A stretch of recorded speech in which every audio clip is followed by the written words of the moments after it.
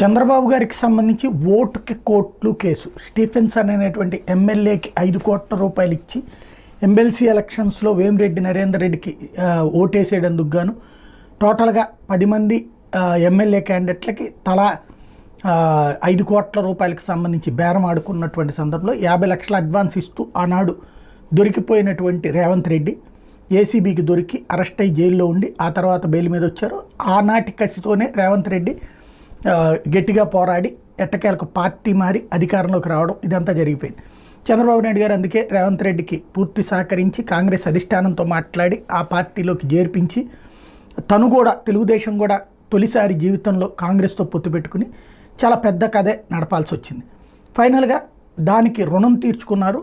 ఇప్పుడు ఏదైతే ఓటు కోట్లు కేసులో ఆళ్ల రామకృష్ణారెడ్డి మంగళగిరి ఎమ్మెల్యే వేసినటువంటి పిటిషన్ మీదన విచారణ జరగాల్సినటువంటి పరిస్థితి ఉంది.